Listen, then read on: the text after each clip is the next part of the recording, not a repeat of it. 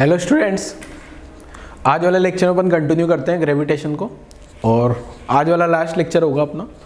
ठीक है, तो शुरुआत करते हैं। देखो क्या है, मैं लास्ट लेक्चर में आपको सैटेलाइट के बारे में बता रहा था, वापस से बताता हूँ। देखो क्या है, अर्थ सैटेलाइट। अर्थ सैटेलाइट क्या है, मैंने बताया था बेटा, जो सैटेलाइट है वो प्लैनेट के अराउंड घूम रहे होते हैं, सेम वैसे ही जैसे प्लैनेट सन के अराउंड घूम रहे होते हैं।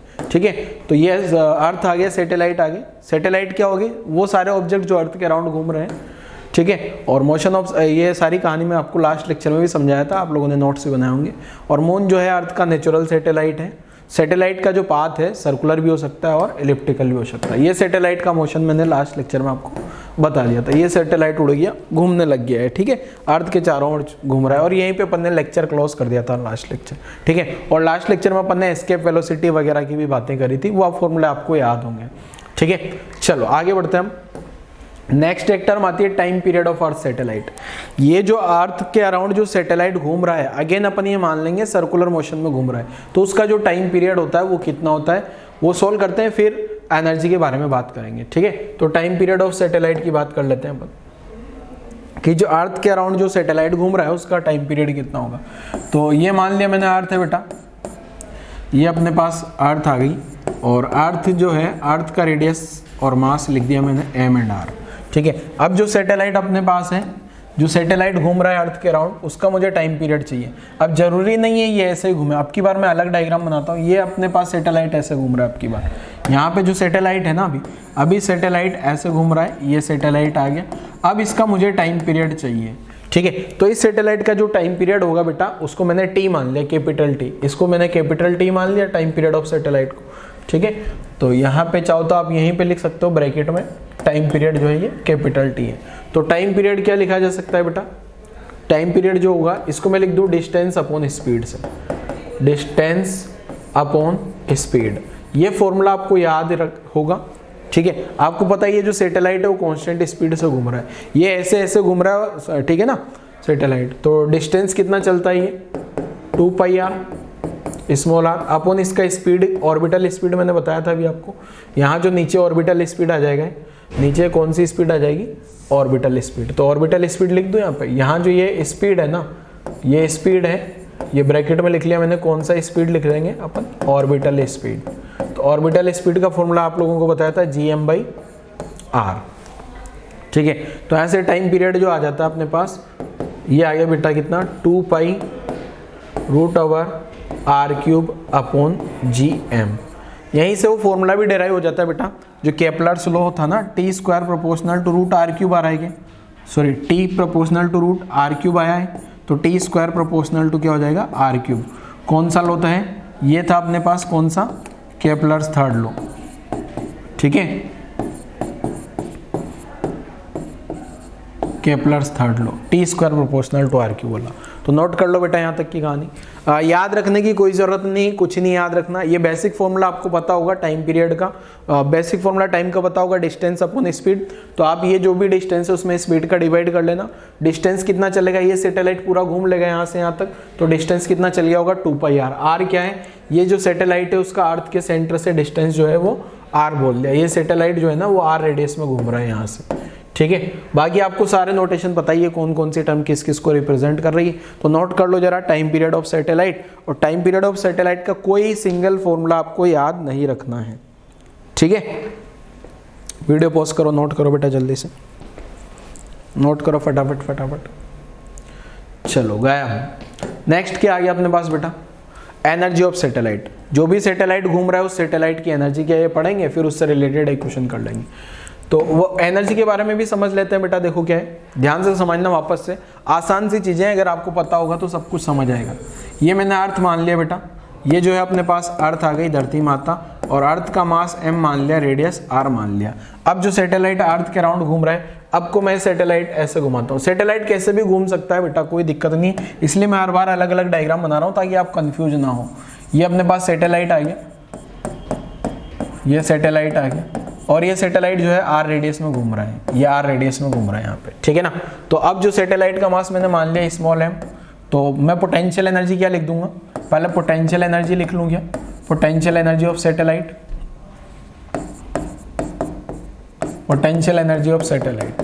तो ये हो जाएगी minus G capital M small M upon r. Potential energy का फॉर्मूला लास्ट लेक्चर में मैंने बताया था आपको। Kinetic energy of satellite, kinetic energy of satellite check कर लेते हैं जरा। ये जो सैटेलाइट होगा बेटा, इसका काइनेटिक एनर्जी क्या लिख लोगे आप, हाफ एम वी स्क्वायर। ठीक है, काइनेटिक एनर्जी का फॉर्मूला। तो काइनेटिक एनर्जी क्या आ गई अपने पास, 1/2 सैटेलाइट का मास इनटू यहाँ आ जाएगा ऑर्बिटल स्पीड सैटेलाइट की। ऑर्बिटल स्पीड क्या होती है, रूट ओवर, अच्छा ये तो एस्केप लिख दी मैंने, ऑर्बिटल वेलोसिटी में 2 नहीं आता, gm/r और यहाँ स्क्वायर कर देना है। तो ये जो काइनेटिक एनर्जी मेरे पास निकल के आ रही है बच्चे, ये क्या आ गई मेरे पास, g कैपिटल M। यहाँ से अगर मैं काइनेटिक एनर्जी को लिखूंगा ना तो 1/2 m, और ये ब्रैकेट ओपन होगा तो रूट भाग जाएगा। तो यहाँ से जो है पोटेंशियल एनर्जी आ गई g capital M small m upon r। ठीक है, अगर आप ध्यान से देखोगे ना बेटा, अच्छा 2 का फैक्टर भी आ रहा है, ये है सब काइनेटिक एनर्जी आ गई। अब मुझे एनर्जी, अभी जब भी क्वेश्चन में एनर्जी बोला है तो टोटल एनर्जी से कंसीडर करना है। अब मुझे सैटेलाइट की टोटल एनर्जी चाहिए तो क्या करूं, ये पोटेंशियल एनर्जी और काइनेटिक एनर्जी का सम कर देता हूं, आंसर आ जाएगा। एक चीज हमेशा ध्यान रखना बेटा, कुछ रटने की जरूरत नहीं है। पोटेंशियल एनर्जी तो आपको पता ही है, पोटेंशियल एनर्जी क्या लिखते हैं, माइनस g(m1m2) अपॉन r।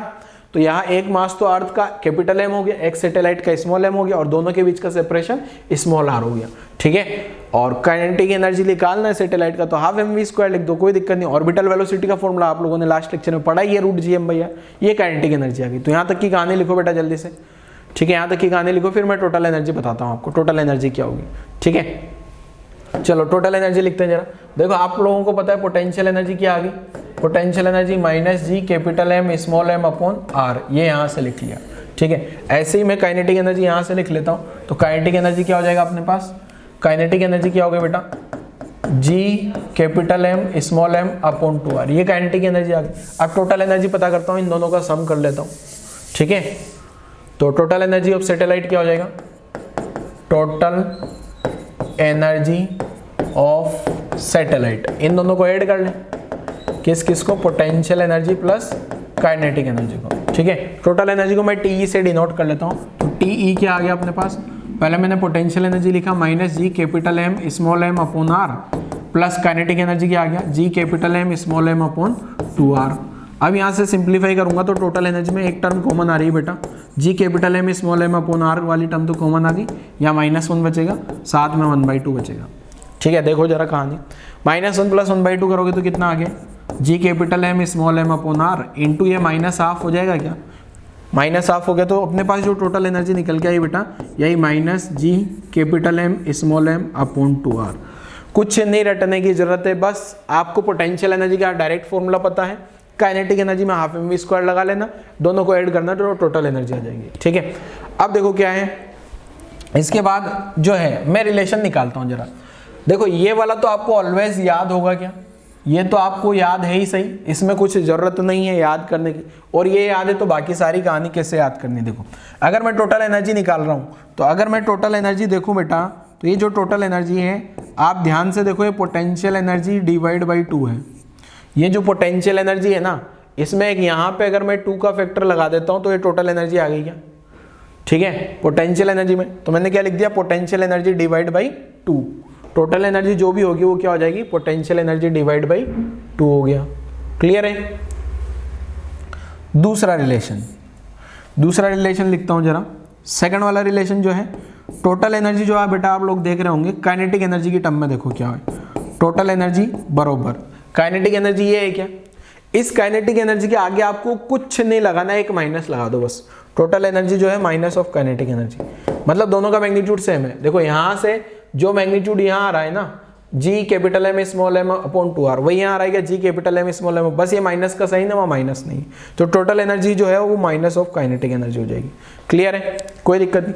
अगर मेरे को इन दोनों में भी रिलेशन चाहिए, पोटेंशियल और काइनेटिक में, तो काइनेटिक एनर्जी क्या होगी बेटा, देखो काइनेटिक एनर्जी क्या होगी, ये जो पोटेंशियल एनर्जी में से माइनस गायब करना है, minus of potential energy divide by 2, यहाँ एक माइनस गायब करो और 2 का डिवाइड कर दो तो ये आंसर है।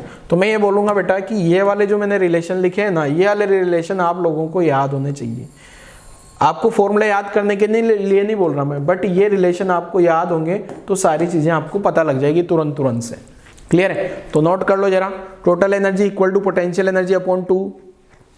ठीक है, और टोटल एनर्जी अगर काइनेटिक एनर्जी और टोटल एनर्जी, काइनेटिक एनर्जी के आगे माइनस लगा दो तो टोटल एनर्जी आ जाएगी।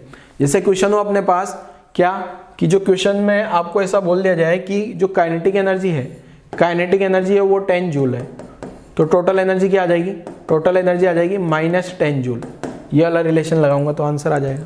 ठीक है, ऐसे ही अभी अपन क्वेश्चन करेंगे आगे। यहाँ तक की कहानी लिखो जल्दी से आप लोग, कुछ याद हो ना हो ये रिलेशन जरूर याद कर लेना आप लोग।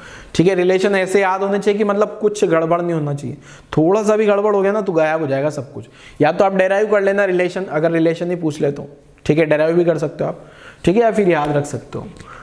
तो डेराइव करने में थोड़ा टाइम लगेगा। पोटेंशियल एनर्जी पता है, काइनेटिक एनर्जी ½ mv² लिखोगे और टोटल एनर्जी दोनों को ऐड कर लेना है। ठीक है, चलो क्वेश्चन वाले पार्ट पे आ जाए बेटा, क्वेश्चन वाले पार्ट पे आ जाऊं क्या।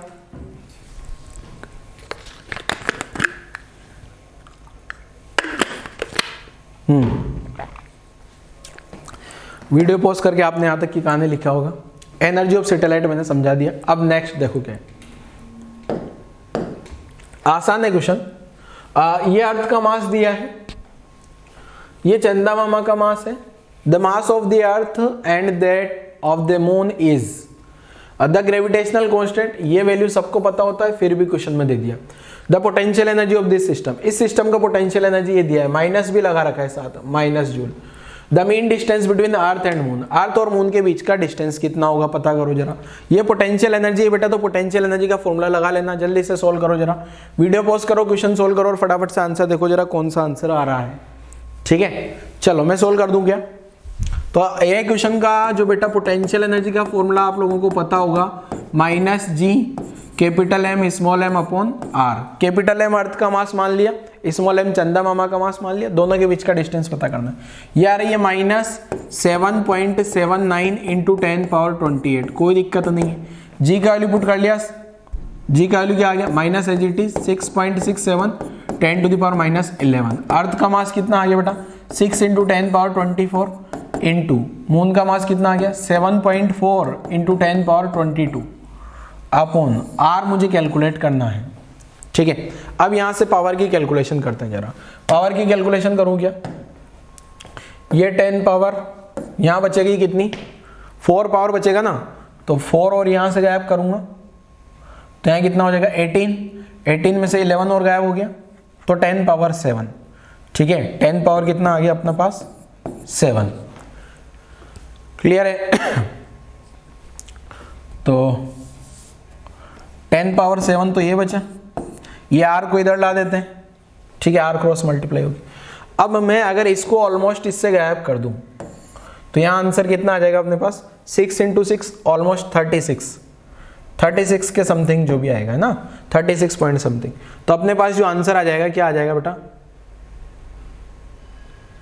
ये आंसर हो गया क्या अपना।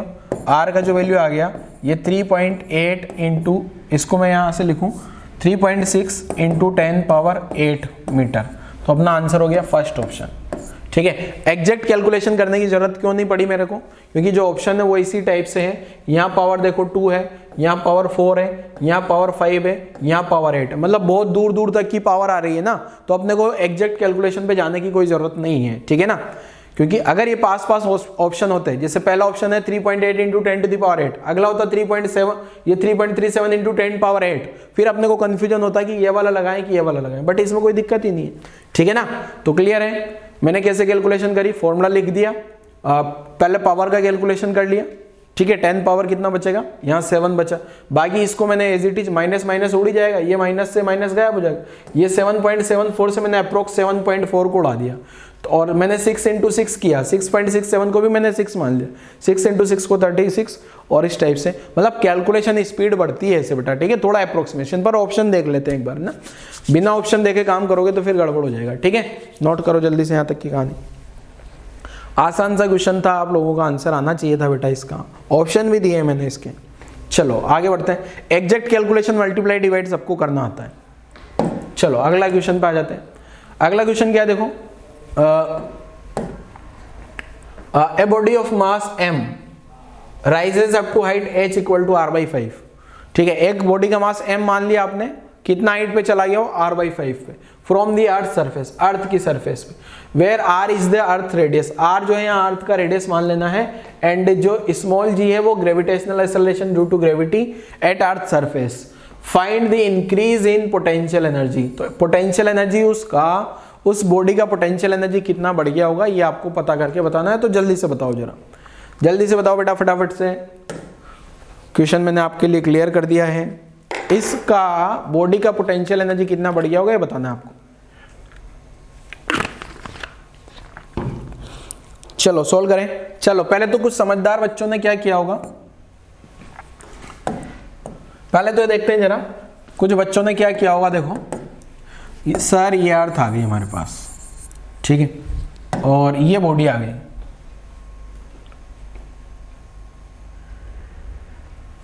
यहां से मान लो ये जो बॉडी है ये जो बॉडी है यहां से उठ के कितना हाइट पे चली गई, r/5, यहां तक आ गई। ये जो हाइट है h, यहां से इसको ऊपर ले गए और यहां तक ले गई, कितना हाइट पे, r/5। तो कुछ बच्चों ने तो क्या किया, डायरेक्ट यहाँ की पोटेंशियल एनर्जी 0 मान ली और यहाँ की पोटेंशियल एनर्जी U2 मान लिया, और U2 को लिख दिया आपने mgh के पैटर्न पे, और mg r/5 लिख लिया, और आपका आंसर जो है इंक्रीज इन पोटेंशियल एनर्जी लिख लिया आपने U2 minus U1, mg r/5 minus 0, और इंक्रीज इन पोटेंशियल एनर्जी लिख दिया mg r/5, और ऐसा अपना अपना आंसर लिख लिया और खुश हो गए। और आपको मिलेगा -1 मार्क, क्योंकि ये रॉन्ग है बेटा, ये क्या है, रॉन्ग है। अब जिन बच्चों ने रॉन्ग किया है उनके साथ तो कोई प्रॉब्लम नहीं है, उनको तो समझ आ गया रॉन्ग है। अब जिन बच्चों ने कुछ लिखा ही नहीं है उनको ये रॉन्ग सॉल्यूशन भी लिखना है, ठीक है, ये पूरा का पूरा सॉल्यूशन लिखना है उनको भी, बट ये है क्या, अपना सॉल्यूशन रॉन्ग है, मैंने बता दिया। रॉन्ग इसलिए लिखना है ताकि ये गलती आप आगे ना करो, क्योंकि ये गलती आप आगे करोगे फिर बोलोगे सर मेरा आंसर मैच नहीं कर रहा, पीछे आंसर कुछ अलग दिया है, मेरा आंसर कुछ अलग आ रहा है, ठीक है। कुछ बच्चे ऐसे भी होंगे जिनने करेक्ट कर लिया। तो देखो करेक्ट कैसे होगा बेटा, पहले तो रॉन्ग सॉल्यूशन लिख लो वीडियो पॉज करके, गलतियां भी लिखनी है, ठीक है, ये आंसर नहीं होगा इसका, गलतियां भी लिखनी है, ये रॉन्ग सॉल्यूशन है, ठीक है। अब करेक्ट सॉल्यूशन क्या होगा, देखो जरा करेक्ट सॉल्यूशन देख लेते जरा। ऐसे सिचुएशन में जो है वापस वही सेम कहानी जो मैं बार बार बोल रहा हूँ बेटा, कि जो यहाँ से पार्टिकल होगा, ये जो h इक्वल टू r/5 पे चला गया है पार्टिकल, यहाँ से उठ के ऊपर गया, यहाँ आ गया h इक्वल टू r/5 पे, यहाँ से जो पार्टिकल उठ के गया है यहाँ पे, और ये जो डिस्टेंस है यहाँ से यहाँ तक का h इक्वल टू r/5, ये बहुत ज़्यादा डिस्टेंस है, नेगलेक्ट नहीं किया जा सकता इसको, इसलिए मैंने यहाँ का पोटेंशियल एनर्जी U1 और यहाँ का पोटेंशियल एनर्जी U2, तो U1 क्या लिखोगे, -G capital M upon small m upon R, ठीक है। और जो फाइनल U2 लिखोगे ना उसमें लिखना है -G capital M small m upon small r, यहाँ स्मॉल r का वैल्यू कितना हो जाएगा, r प्लस h, या r प्लस r/5, ठीक है, r प्लस r/5 हो जाएगा क्या वैल्यू, ठीक है। यहाँ से सेंटर से लगा के यहाँ तक की डिस्टेंस स्मॉल r, और यहाँ से लगा के यहाँ तक अर्थ का रेडियस क्वेश्चन में दिया है ये, ठीक है। तो r प्लस r/5 को आप एलसीएम लेकर सोल्व करोगे तो 5 एलसीएम आ गया, 5r प्लस r, तो ये आ गया 6r/5, 6r/5 आ जाता है, ठीक है। ये कितना आ जाता है अपने पास, 6r/5, 5r plus r, 5r plus r upon 5, तो ये आ गया 6r/5। तो फाइनल पोटेंशियल एनर्जी मेरे पास निकल के आती है -G capital M small m upon 6r/5, तो इसको 5 को ऊपर लाओ दो, तो -5G capital M small m upon 6r, ये फाइनल पोटेंशियल एनर्जी आ गई। अब मुझे चाहिए बेटा क्या, change in potential energy. Change in potential energy मतलब डेल्टा U, मतलब U2 माइनस U1, ठीक है। तो U2 क्या आ गया,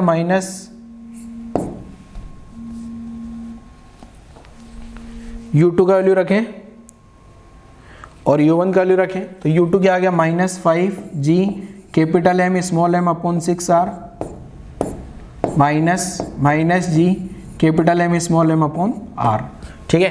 यहाँ से सिंप्लीफाई करूँगा तो ये माइनस माइनस प्लस हो जाएगा, तो अपने पास जो डेल्टा U आ रहा है, डेल्टा U कितना आ जाएगा, डेल्टा U जो है, स्पेस नहीं मैं ऊपर लिख रहा हूँ ना, G capital M small M upon R common आ गया, ठीक है, यहाँ बचेगा -5/6 + 1, ऐसा बचेगा क्या, ये माइनस माइनस प्लस हो जाएगा। तो यहाँ एलसीएम आ जाएगा कि आप क्या, G capital M small M upon R, LCM आ गया 6 -5 + 6, तो ये आ गया 1/6 ऊपर से, तो आंसर हो जाएगा जी एम आर इंटू ये बचेगा 1/6 और यही अपना आंसर है, ठीक है। तो इस टाइप से आपको लिख लेना है बेटा पूरा, थोड़ा सॉल्यूशन ये वाला सॉल्यूशन बाद में लिखना है यहाँ पे, इसके बाद का सॉल्यूशन है, ठीक है। तो अपना आंसर आएगा बेटा क्या, जो पोटेंशियल एनर्जी में इंक्रीमेंट आएगा वो आएगा जी कैपिटल एम स्मॉल एम,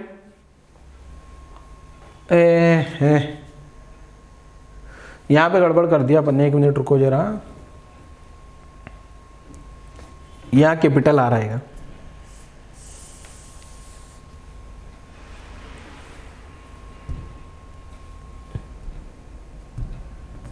अबे आजा यार, वही मैं सोच रहा ना। हाँ, यहाँ आएगा कैपिटल आर, यहाँ भी आएगा कैपिटल आर, यहाँ भी आएगा कैपिटल आर, यहाँ भी आएगा कैपिटल आर और यहाँ आएगा कैपिटल आर, ये इस टाइप का अपना आंसर आ गया, ठीक है। G capital M small M upon R, ठीक है। अब अगर आप स्मॉल जी में कन्वर्ट करना चाहो इसको, किसमें, स्मॉल जी में, तो स्मॉल जी में कैसे कन्वर्ट होगा, देखो स्मॉल जी में कन्वर्ट करते हैं इसको, ये जो अपने पास आंसर आया है ना, यहाँ आ रहा है, तो आपको पता है ना स्मॉल जी में कैसे कन्वर्ट होगा, ये जो g है ये क्या होता है, G M upon r square, मतलब ये g इंटू एम की जगह क्या लिखा जा सकता है, small g into r square, तो ये जो डेल्टा u आएगा ना, ये कितना आ गया, जी आर स्क्वायर, ये मैंने इसकी जगह जी आर स्क्वायर लिख दिया, into M upon r into 1/6, एक आर से आर गया, तो यहाँ से आंसर निकल के आया mgr/6, और अपन ने जो डायरेक्ट सोल्व किया था उससे आया था mgr/5, और mgr/5 भी ऑप्शन में होगा और आपका गलत हो जाएगा। तो आप दो पैटर्न पे आंसर लिख सकते हो, या तो ऐसा लिख दो या ये इस टाइप का लिख दो आंसर, ठीक है। दोनों पैटर्न से आंसर लिखा जा सकता है इसका, नोट कर लो जरा, दोनों पैटर्न से इस क्वेश्चन का आंसर लिखा जा सकता है बेटा, क्लियर है ना। अब ऑप्शन पे डिपेंड करेगा, ऑप्शन कैसे दिया है आपको।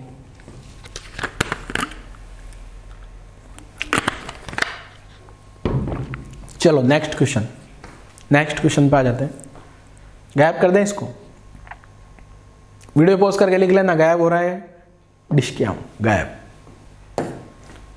अब देखो अगला क्या है, नेक्स्ट हेडिंग है binding energy of an object. कोई भी ऑब्जेक्ट है तो उसका बाइंडिंग एनर्जी क्या है, बाइंडिंग एनर्जी का मतलब ऑब्जेक्ट को जो अर्थ ने बांध के रखा है ना, जिसे अपन सबको अर्थ ने बांध के रखा है, तभी तो अपन अर्थ पे, अर्थ से जा नहीं पा रहे, अर्थ ने अपन को क्या है, बांध के रखा है, तो इसको बोला जाता है बाइंडिंग एनर्जी।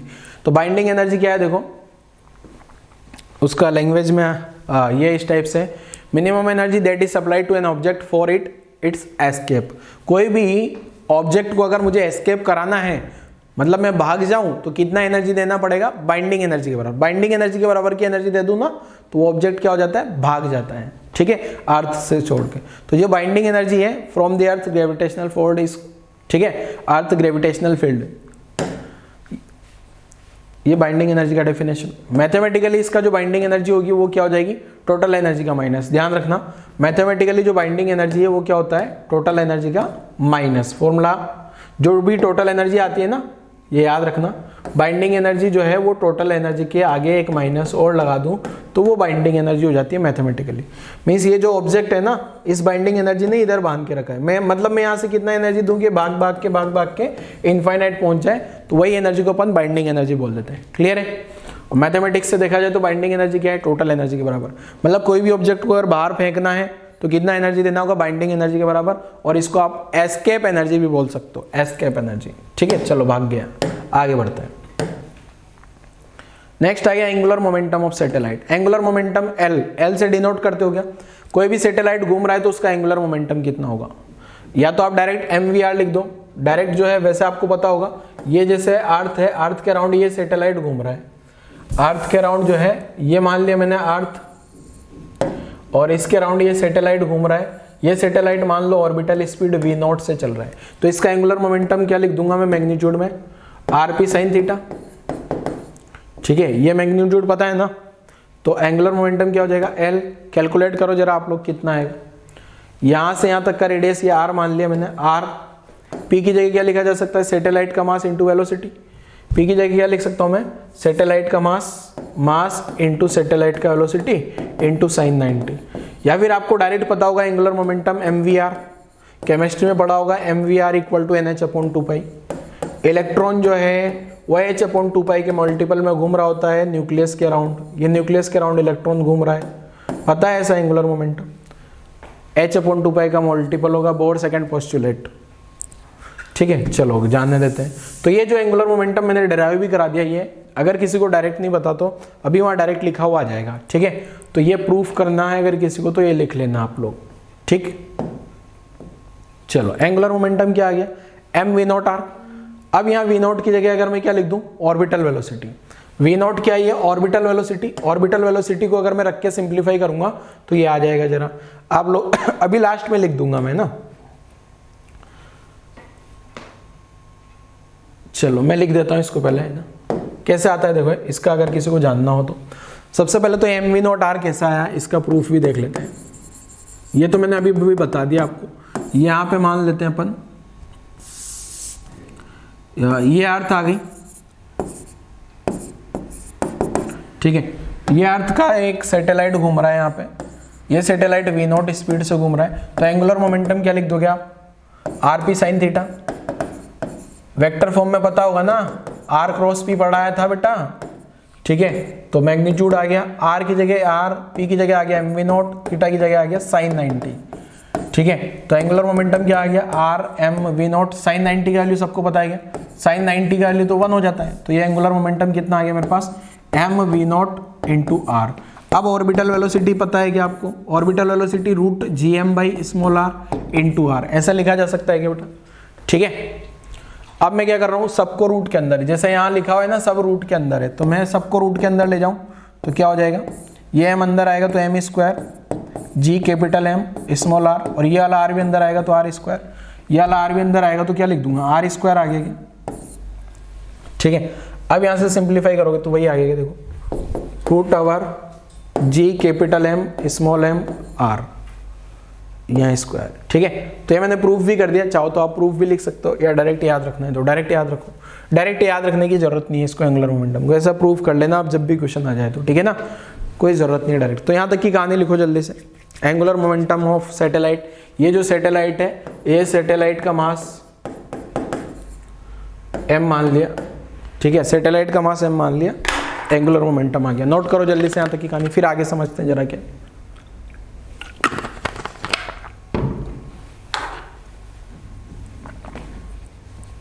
चलो आगे बढ़ते हैं, वीडियो पॉज करके लिख लेना, आप गायब कर रहा हूं डिश के आऊं। Next, height of satellite of N orbit increase from the surface of the planet.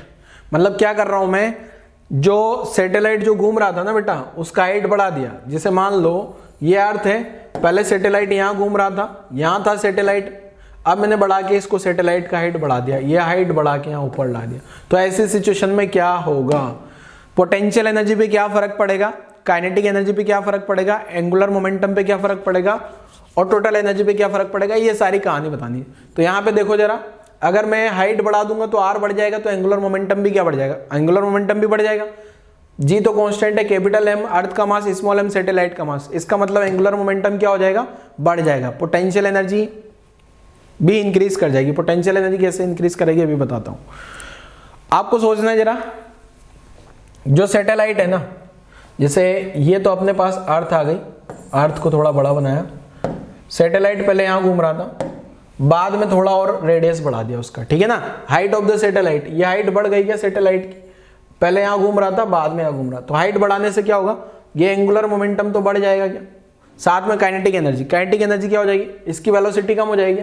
Satellite का ऑर्बिटल वेलोसिटी क्या होता है बेटा, सैटेलाइट का ऑर्बिटल वेलोसिटी gm/r, तो r बढ़ने पे ऑर्बिटल वेलोसिटी कम, ऑर्बिटल वेलोसिटी कम तो काइनेटिक एनर्जी कम, और काइनेटिक एनर्जी कम तो पोटेंशियल एनर्जी।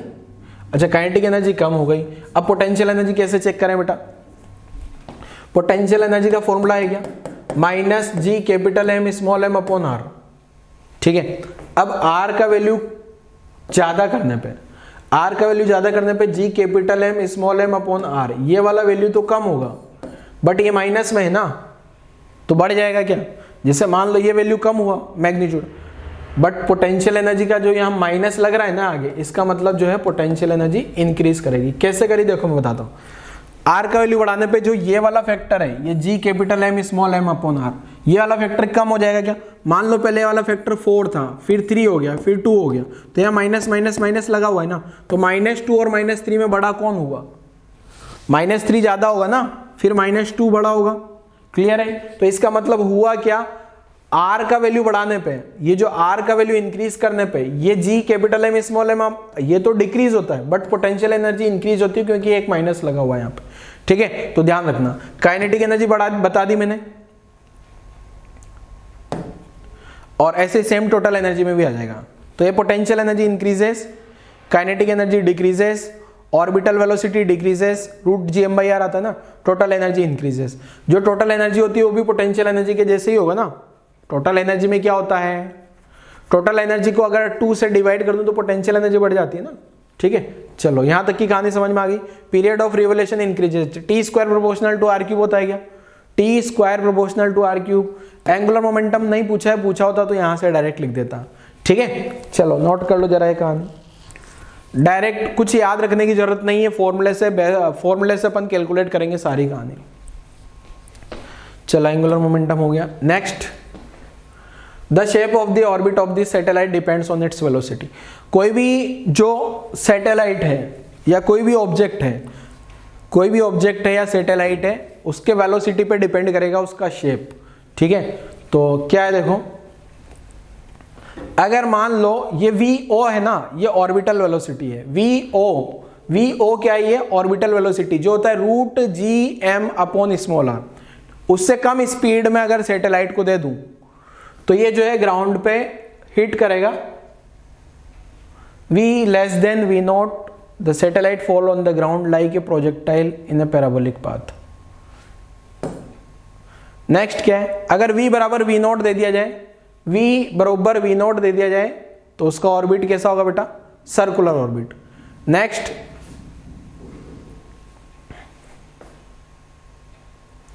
अगर V जो है वेलोसिटी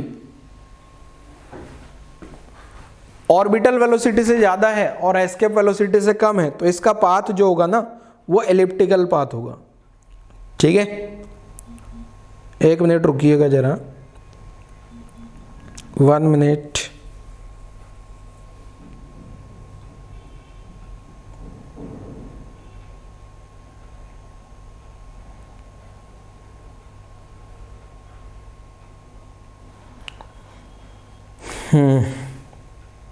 देखो इसको मैं मेरा अकॉर्डिंग लिखाता हूँ, ये थोड़ा सा मुझे गड़बड़ लग रहा है इसलिए। ठीक है, हाँ ये हेडिंग तो यही लिखना है आपको, बाकी कहानी मैं लिखा रहा हूँ वैसा लिखना है। ठीक है ना, पूरा वो स्लाइड नहीं चलने देंगे। पहले तो आपको पता है ऑर्बिटल वेलोसिटी का फॉर्मूला क्या होता है, रूट gm/स्मॉल r। एस्केप वेलोसिटी का क्या फॉर्मूला होता है, एस्केप वेलोसिटी में 2 का फैक्टर आ जाएगा। अगर r सरफेस से ना हो के थोड़ा हाइट से जा रहा होगा तो यहाँ स्मॉल r लिख दिया मैंने। ठीक है, तो पहला केस, तो अगर मान लो वेलोसिटी जो भी है सैटेलाइट की, यहां से अपन क्या कर रहे हैं, ये अपने पास अर्थ आ गई बेटा, और यहां से अपन ऊपर से सैटेलाइट को फेंक रहे हैं। यहां ऊपर से कोई डिस्टेंस r है, सेंटर से r डिस्टेंस पे ये सैटेलाइट को v वेलोसिटी दे रहा हूं मैं। ठीक है, ये अपने पास सैटेलाइट आ गया। ठीक है, अब इस सैटेलाइट को जो स्पीड दी गई है वो स्पीड अगर एस्केप वेलोसिटी से ज्यादा है तो ऑब्वियसली पार्टिकल भाग जाएगा। दूसरा, अगर ये वेलोसिटी एस्केप वेलोसिटी के बराबर है तो यहां जो एस्केप होगा ना, ये जो सैटेलाइट जो है एस्केप कर जाएगा। यहां जो होगा सैटेलाइट का स्पेलिंग सही कर लेना है ना, हर बार में ये स्पेलिंग है ना। सैटेलाइट एस्केप इन पैराबोलिक पाथ, याद रखना है बेटा, पैराबोलिक पाथ में एस्केप करता है, बस याद रखो डायरेक्ट। ठीक है, अगर मान लो ज्यादा वेलोसिटी है v ग्रेटर देन, तो यहां भी सैटेलाइट एस्केप करता है बट उसका पाथ बदल जाता है। ठीक है, यहां भी क्या करता है, जो सैटेलाइट होगा एस्केप तो करेगा इन हाइपरबोलिक पाथ, बट उसका पाथ हाइपरबोलिक हो जाएगा। क्लियर है? अभी डायग्राम के थ्रू भी समझा दूंगा नेक्स्ट कैसे कैसे इसका डायग्राम बनने वाला है, ठीक है। तो ये दो तो आपको समझ में आ गए होंगे। पहले वाले में पैराबोलिक एस्केप होगा, दूसरे वाले में हाइपरबोलिक एस्केप होगा। तीसरा, अगर ये जो वेलोसिटी है बच्चे, ये जो वेलोसिटी है थर्ड वेलोसिटी जो है एस्केप वेलोसिटी से कम हो, तो ऑब्वियसली अगर एस्केप वेलोसिटी से कम होगा तो एस्केप तो नहीं होने वाला है, बट ऑर्बिटल वेलोसिटी से ज्यादा है, ठीक है। तो सैटेलाइट जो है वो मूव करेगा किसमें? एलिप्टिकल पाथ में, ठीक है। कौन सा पाथ लेगा सैटेलाइट? इलिप्टिकल पाथ लेने वाला है। क्लियर है? Satellite revolve in elliptical orbit.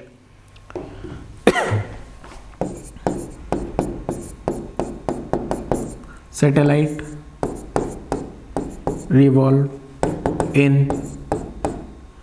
Elliptical orbit, ठीक है। क्लियर है?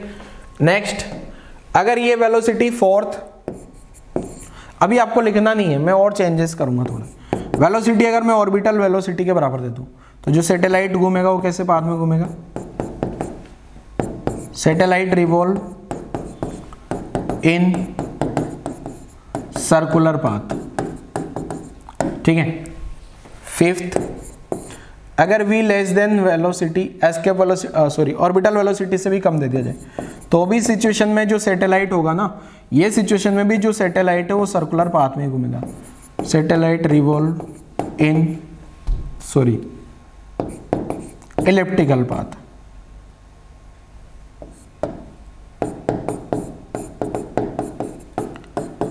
क्लियर है? मतलब या तो ध्यान से सुनना, या तो सैटेलाइट एस्केप कर जाएगा और घूमेगा तो इलिप्टिकल पाथ में ही, और अगर नहीं एस्केप किया तो इलिप्टिकल पाथ में घूमेगा। एस्केप करेगा, अगर एस्केप वेलोसिटी के बराबर है, वेलोसिटी दे दिया मैंने, तो वो पैराबोलिक एस्केप करेगा। अगर एस्केप से ज्यादा दे दिया तो हाइपरबोलिक में एस्केप करेगा। ऑर्बिटल वेलोसिटी के बराबर दे दिया तो सर्कुलर मोशन करेगा, और ऑर्बिटल से ज्यादा और एस्केप से कम तो एलिप्स में मूव करेगा, ऑर्बिटल से कम तो भी इलिप्स में मूव करेगा। मतलब अगर जो सैटेलाइट अगर मूव कर रहा है ना, तो वो इलिप्टिकल पाथ में ही मूव करने वाला है। क्लियर है? वो कौन से पाथ में मूव करेगा बेटा? इलिप्टिकल पाथ में, क्योंकि सर्कल भी तो एक इलिप्स का स्पेशल केस है। a बराबर b होते ही जो अपन इक्वेशन लिखते हैं ना, x upon a whole square plus y upon b whole square equal to 1, उसमें a इक्वल टू b हो जाए, मतलब semi major semi minor axis दोनों बराबर हो जाए, तो एलिप्स किस में कन्वर्ट हो जाता है? सर्कल में। मतलब अगर पार्टिकल घूमेगा या सैटेलाइट घूमेगा तो सर्कुलर इलिप्टिकल पाथ में, या तो भाग जाएगा वो और घूमेगा तो इलिप्टिकल पाथ में, ठीक है ना। अब ये जो थर्ड वाला है और ये फिफ्थ वाला है, ये दोनों एलिप्स में क्या डिफरेंस है? देखो, ये जो थर्ड है और फिफ्थ है, दोनों में जो है वो एलिप्स में घूम रहा है क्या? ठीक है।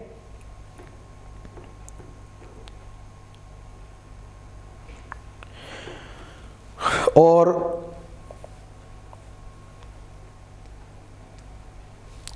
अब ये जो दोनों एलिप्स है ना, ये वाला एलिप्स सैटेलाइट वाला एलिप्स, ये वाला एलिप्स, इन दोनों में ये अंतर है कि अगर ऑर्बिटल वेलोसिटी से कम है, ऑर्बिटल वेलोसिटी से कम वेलोसिटी है, तो एलिप्स में क्या होता है? दो फोकस होते हैं क्या?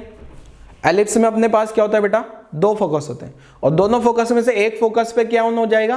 प्लैनेट मींस अर्थ, और दूसरे और दोनों फोकस में से एक फोकस पे तो कौन हो जाएगा? अर्थ, और जो वो सैटेलाइट है वो इलिप्टिकल पाथ ले रहा होगा। तो पहला वाला जो सिचुएशन है ना, अब यहां पे पहले वाले सिचुएशन थर्ड एंड फिफ्थ वाले में तो क्या होगा? वो जो सैटेलाइट को फेंका वो अर्थ की सरफेस पे आके गिर जाएगा, ठीक है। ये होगा तो कौन सा path? Elliptical path. Elliptical path में आएगा और अर्थ की सरफेस पे आके गिर जाएगा, ठीक है, क्योंकि ये कम वेलोसिटी है इसलिए घूम नहीं पाएगा ऑर्बिटल वेलोसिटी से। अगर ये वाली वेलोसिटी ऑर्बिटल से ज्यादा है तो वो क्या होगा? इलिप्टिकल पाथ में घूमेगा, और जो अर्थ होगी वो अर्थ क्या होगी? वो क्लोजेस्ट वाले जो सैटेलाइट को जहां से फेंका ना, उसके पास में एक फोकस होगा और दूर में एक फोकस होगा, तो जो पास वाले फोकस पे अर्थ होगी। क्लियर है? समझ रहे हो? पास वाले फोकस पे क्या होगी? अर्थ होने वाली है। क्लियर है कहानी? तो मैंने इसीलिए यहां स्पेस लगाया था। अब मैं उसको लिख देता हूं, देखो क्या है। Centre of earth will be the nearest focus, यहां लिख रहा हूं, centre of earth will be nearest focus, मतलब जो अर्थ का सेंटर होगा ना वो फोकस के जो दोनों में से जो भी फोकस पास में होगा वहीं पे अर्थ का सेंटर होगा। क्लियर है। और इसमें जो है ना दूसरे वाले केस में अगर मैं अर्थ को पॉइंट मास मान लूं, अर्थ को क्या मान लूं मैं, पॉइंट मास, तो यहां क्या हो जाएगा, centre of earth will be, या नियरेस्ट की जगह क्या आ जाएगा, फारदेस्ट फोकस। क्लियर है। नियरेस्ट की जगह आ जाएगा अपना फारदेस्ट फोकस अगर अर्थ को मैं पॉइंट मास मान लूं तो। क्लियर है। तो satellite revolve in elliptical path and strikes earth surface, earth की सरफेस पे आके हिट कर जाएगा। अगर अर्थ की सरफेस पे हिट नहीं करता है, मान लो अर्थ को मैं पॉइंट मास मान लेता हूं, अर्थ को क्या मान लूं मैं, पॉइंट मास, तो ऐसी सिचुएशन में क्या होगा, ये जो सेंटर ऑफ अर्थ होगा ना वो कहां होगा, विल बी फारदेस्ट फोकस। दो फोकस होते हैं ना, दूर वाले फोकस होगा। अभी मैं डायग्राम से समझाता हूं, पहले यहां तक की कहानी लिख लो आप, पहले यहां तक की कहानी लिख लो, पहले यहां तक की कहानी लिखो बेटा जल्दी से, वीडियो पॉज करके, मैं साइड में हो गया हूं, आप लोग फटाफट से लिखो।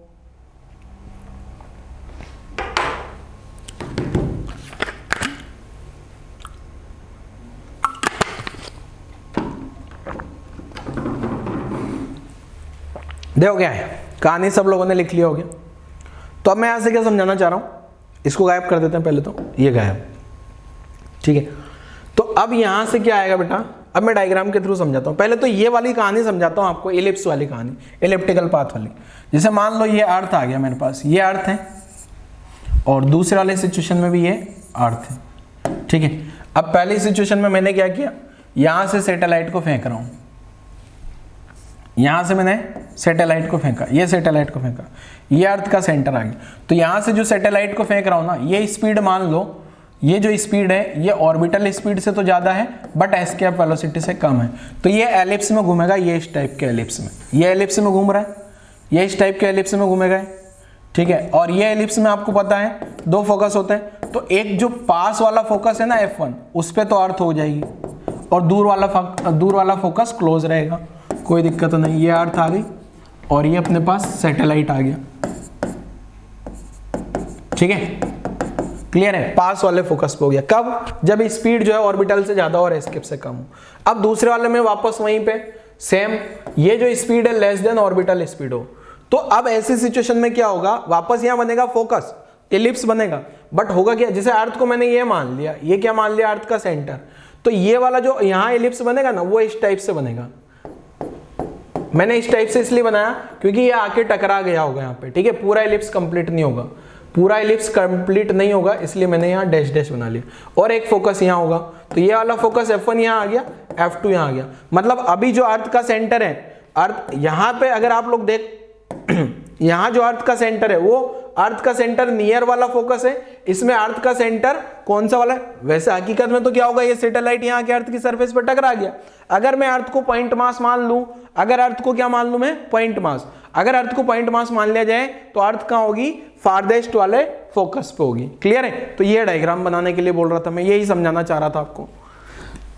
मतलब अगर या तो सैटेलाइट एस्केप कर जाएगा, एस्केप कब करेगा, जब एस्केप वेलोसिटी हो, एस्केप वेलोसिटी के बराबर वेलोसिटी होगी तो पैराबोलिक एस्केप करेगा, एस्केप वेलोसिटी से ज्यादा दे दिया हाइपरबोलिक एस्केप करेगा, वरना हर एक सिचुएशन में वो एलिप्स में घूमेगा, और एक particular condition v equal to v orbital होगी ना तो वो सर्कल में घूमेगा।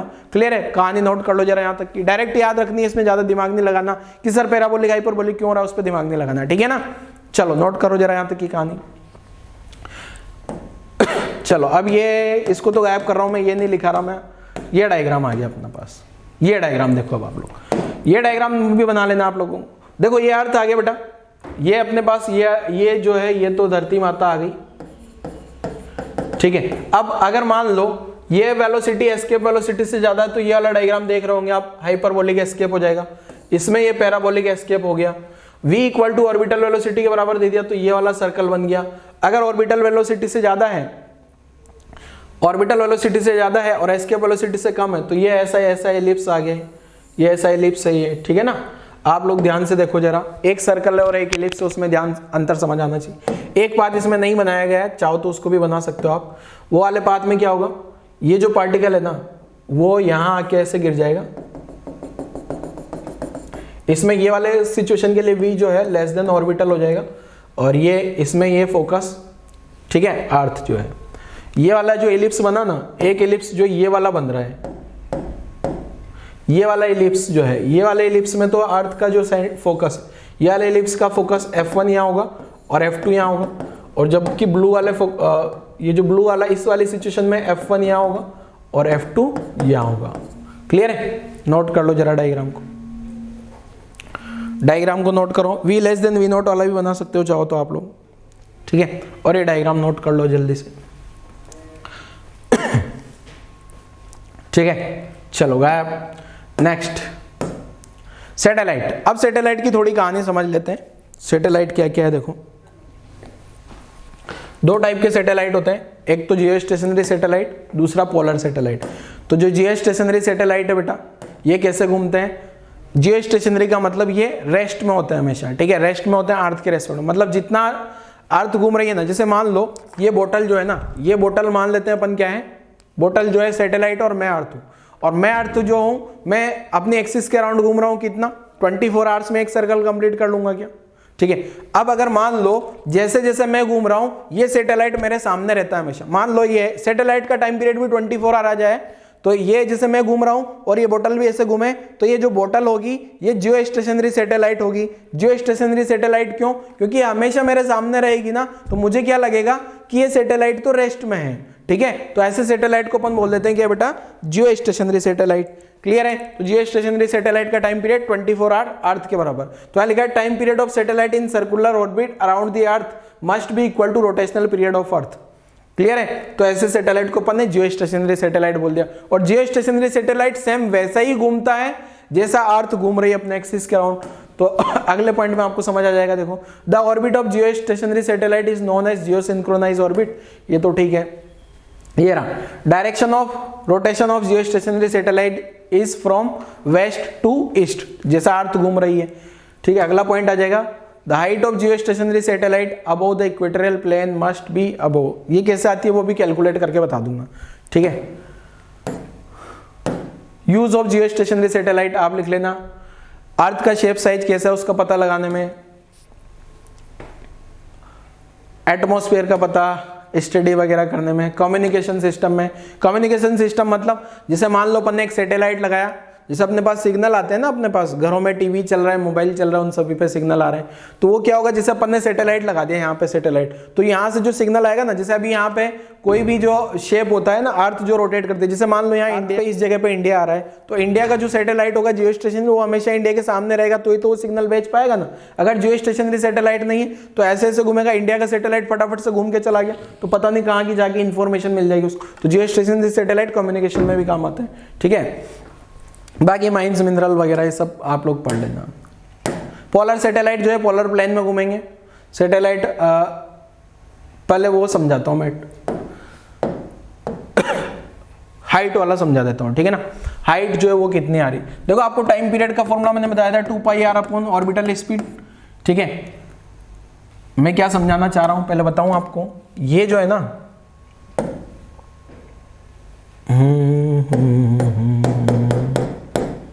हाँ ये वाला पॉइंट समझाना चाह रहा हूँ। अब समझाना क्या डिराइव करना चाह रहा हूँ, ये कैसे आता है देखो, इसका प्रूफ समझ लेते हैं। यही लिख लेना आप, है ना। क्या है देखो प्रूफ, इसका जो टाइम पीरियड का फॉर्मूला आपको पता है 2πr अपॉन ऑर्बिटल स्पीड, और अब आपको पता है ऑर्बिटल स्पीड कितनी आती है, √g/m/r। तो यहाँ से टाइम पीरियड 24 आवर्स लिख दोगे आप, सेकंड वगैरह में कन्वर्ट कर लेना। 2πr प्लस h लिख दिया इसको, अपॉन √g/m, यहाँ r प्लस h लिख लोगे ना, तो यहाँ से h सिंप्लीफाई करोगे तो ये आता है ये 35800 किलोमीटर के बराबर। मतलब जियो स्टेशनरी सैटेलाइट इतने हाइट पे रखे जाते हैं। क्लियर है? यहाँ से इसको सिंप्लीफाई करने पे आ जाएगा वैल्यू। क्लियर है? नोट कर लो जरा। अब आपको नोट क्या क्या करना है, देखो मैं, देखो यहाँ सैटेलाइट की कहानी, साइड में आ जाता हूँ मैं, वीडियो पॉज करो जल्दी से लिख लो इसको। ये जियो स्टेशनरी सैटेलाइट की कहानी समझ रहे हैं अपन। सैटेलाइट दो टाइप के, जियो स्टेशनरी, पोलर। जियो स्टेशनरी सैटेलाइट में लाइन लिखा आपने, अगली लाइन, अगली अगली अगली अगली, ये लाइन लिख लिया, ठीक है। फिर यहाँ नीचे प्रूफ लिख लेना। प्रूफ कैसे लिखोगे, time period equal to 2 pi r upon v, orbital velocity time period 24 hour करके वहां से स्मॉल आर को आर प्लस एच रखोगे ना तो आ जाएगा, अभी जो मैंने समझाया था।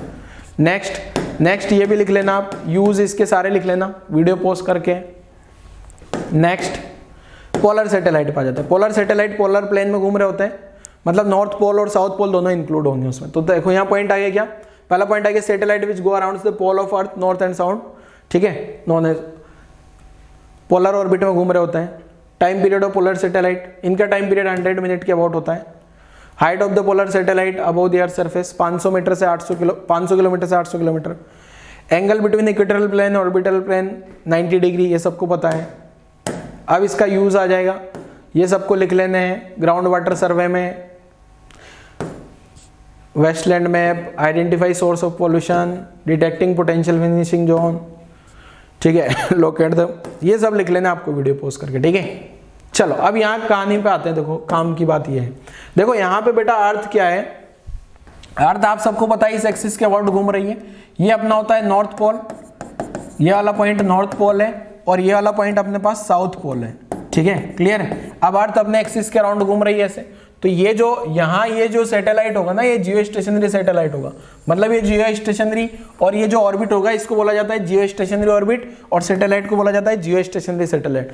तो जो जियो स्टेशनरी सैटेलाइट है ना, वो अर्थ के जैसे ही रोटेशन कर रहा है, इसको जियो स्टेशनरी सैटेलाइट बोला जाता है बच्चों, क्लियर है। और ये इसको जियो स्टेशनरी ऑर्बिट बोला जाता है। इसका जो हाइट है ये अर्थ से आया था अप्रोक्स 3600 किलोमीटर, अभी आया था ना 35800 कैलकुलेट किया था। ऐसे ही जो पोलर ऑर्बिट है बेटा, ये नॉर्थ पोल साउथ पोल ये ऐसे घूम रहे हैं, ये ऐसे घूम रहे हैं पोलर ऑर्बिट में। पोलर ऑर्बिट में घूम रहे हैं कौन से सैटेलाइट, पोलर सैटेलाइट, क्लियर है बच्चों। तो ये डायग्राम बना लेना आप लोग, ठीक है। डायग्राम में मैंने थोड़ा सा ये हटा दिया सब कुछ, ये इस टाइप का डायग्राम है आपका, क्लियर है। नेक्स्ट ग्रेविटेशनल फील्ड इंटेंसिटी क्या होती है, देखो समझ लेते हैं जरा। वैसे ये दो टॉपिक और बचे बेटा अपने पास लास्ट में, ग्रेविटेशनल फील्ड इंटेंसिटी और एक आएगा नेक्स्ट ग्रेविटेशनल पोटेंशियल। तो इसके बारे में वैसे अपन पढ़ेंगे इन डेप्थ तो 12th में, बट हल्का हल्का सा मैं बता देता हूं अभी, ताकि आप लोग अगर कहीं ऐसा वर्ड देख लो ना तो आप लोगों को समझ आ जाए, ठीक है। वैसे अपना ग्रेविटेशन चैप्टर यहाँ आगे खत्म हो जाता है, 11th का पार्ट, 12th का मैं थोड़ा सा छोड़ रहा हूँ, तो उसमें दो टॉपिक पढ़ाऊंगा, ग्रेविटेशनल फील्ड इंटेंसिटी और ग्रेविटेशनल पोटेंशियल, ये 12th में पढ़ेंगे, ठीक है। बट फिर भी अभी थोड़ा सा एक आइडिया बता देता हूँ मैं, ग्रेविटेशनल फील्ड इंटेंसिटी क्या है। देखो, force acting on unit mass in gravitational field. अगर मान लो अपने पास क्या है, कोई भी मास दिया है यहाँ पे, ठीक है, जैसे एग्जाम्पल यहाँ पे ये एक मास है m, ये मास कुछ भी हो सकता है बेटा, है ना, जरूरी नहीं है ये अर्थ है, कोई भी मास हो सकता है, ये एनी मास, ठीक है। अब इस मास के कारण क्या होगा बेटा, यहां इस मास का एक फील्ड क्रिएट होगा, ये फील्ड क्रिएट होता है, इस फील्ड में कोई भी अगर दूसरा मास आ जाता है तो उस पर फोर्स लगने वाला है, इस फील्ड को बोला जाता है ग्रेविटेशनल फील्ड। ग्रेविटेशनल फील्ड का मतलब एक ऐसे रीजन का नाम है, उस रीजन में अगर कोई भी मास आ जाए तो उस पर जो है ये वाला मास फोर्स लगाने वाला है, क्लियर है बेटा। तो ये जो है ग्रेविटेशनल फील्ड आ गया, क्लियर है। अब अगर मान लो यहां पे कोई, मैंने 1 kg का मास मान लिया, यहां कितना मास मान लिया, 1 kg यूनिट मास, ठीक है। अब यहां इस मास से उसका सेंटर का डिस्टेंस स्मॉल r मान लिया, तो यहां पे जो है ग्रेविटेशनल फील्ड कितना आ जाएगा, ग्रेविटेशनल फील्ड को मैं E से डिनोट कर रहा हूं, ठीक है, ग्रेविटेशनल फील्ड को मैं EG से डिनोट कर रहा हूं, किससे डिनोट कर रहा हूं, EG। तो ये क्या आ गया, अब इस पे कितना फोर्स लगेगा, -G m1/r²। तो ये ग्रेविटेशनल फील्ड आ गया, ठीक है ना, क्लियर है। कुल मिला के ये जो है फोर्स ये है, बट वो जो फोर्स है वो 1 kg पे कितना फोर्स आ रहा है, क्लियर है, नोट कर लो जरा। ग्रेविटेशनल फील्ड का मतलब किसी भी ग्रेविटेशनल फील्ड इंटेंसिटी का मतलब, यहाँ नहीं लिखना यार, ये जो इजी है ना यहाँ लिखना, इसको डिनोट कर रहे हैं अपन ग्रेविटेशनल फील्ड इंटेंसिटी का मतलब कोई भी ग्रेविटेशनल फील्ड है उसमें 1 kg का मास रख लो, उस 1 kg के मास पे जो भी फोर्स आ रहा है उसको ही ग्रेविटेशनल फील्ड इंटेंसिटी बोल दिया जाता है। जैसा लिखा भी है मैंने, the force acting on unit mass in gravitational field. ये जो ब्लू कलर का है ना, ये अपना जो है ये ग्रेविटेशनल फील्ड है बेटा, ठीक है।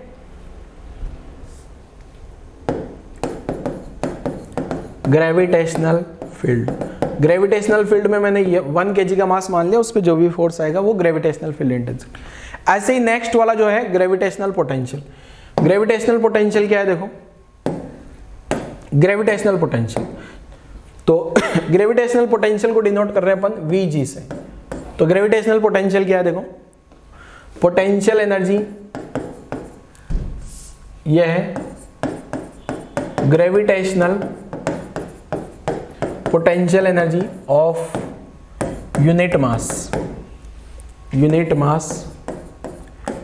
इन ग्रेविटेशनल फील्ड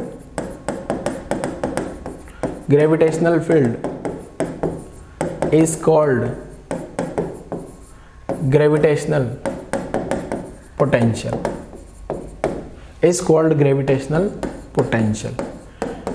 क्लियर है। अब देखो डायग्राम बना लेते हैं जरा।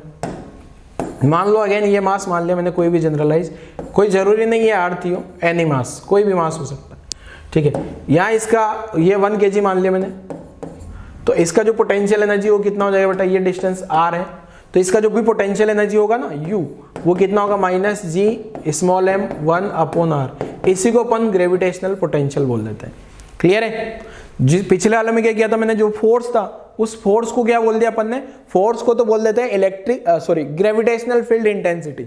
ऐसे ही जो ग्रेविटेशनल पोटेंशियल होगा वो क्या है, gravitational potential energy of unit mass. कोई भी ग्रेविटेशनल फील्ड है उसमें मैंने 1 kg का मास रख लिया और उसका पोटेंशियल एनर्जी निकाल लिया, ग्रेविटेशनल पोटेंशियल एनर्जी, उसको ग्रेविटेशनल पोटेंशियल बोल देते हैं। यहां तक की कहानी नोट करो, फिर चैप्टर अपना क्लोज हो जाएगा। चलो आगे अब आपका है थैंक यू, थैंक्स, ठीक है गाया। तो अपन ने बेटा ये पूरा का पूरा जो है चैप्टर पढ़ लिया, ठीक है। तो पूरा का पूरा ये जो चैप्टर है अपना, इसमें अपन, अरे ये क्या आ गया यार, ट्रेनिंग नई स्लाइड है। हाँ, तो ये जो पूरा चैप्टर अपन ने ग्रेविटेशन पढ़ा है बेटा, इसका मेजॉरिटी पार्ट मैंने आप लोगों को बोला था, इसका जो मेजॉरिटी पार्ट है 11th में अपन ने कवर कर लिया। जो ग्रेविटेशन अपन ने पढ़ा है अभी इसका 11th में अपन ने 70% पार्ट ऑलमोस्ट कवर कर लिया है। बाकी 12th के लिए मैंने 30% पार्ट रख दिया है, ताकि अपना बोर्ड मतलब 11th में कोई दिक्कत ना हो, ठीक है, वरना आपको लगेगा सर ने एक टॉपिक स्किप कर दिया, क्लियर है। तो ग्रेविटेशन में वापस से 12th में भी आपको पढ़ाऊंगा, उसमें थोड़ा सा बस ये 2 पॉइंट पे ज्यादा अपन डिस्कस करेंगे। लास्ट वाले जो 2 पॉइंट पढ़ाए ना मैंने, gravitational field intensity and gravitational potential, और इस टाइप से अपना ग्रेविटेशनल वाला जो चैप्टर है बेटा ये पूरा कंप्लीट हो जाता है, ठीक है।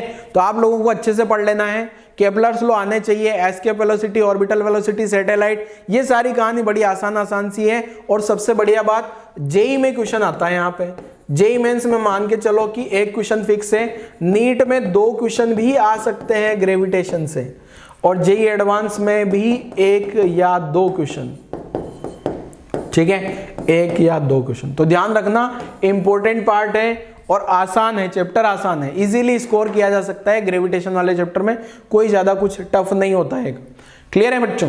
तो आज वाला लेक्चर अपन यही क्लोज कर देते हैं तो बच्चों, ठीक है, आज वाला लेक्चर भी क्लोज और साथ में चैप्टर भी क्लोज, ठीक है बच्चों, थैंक यू।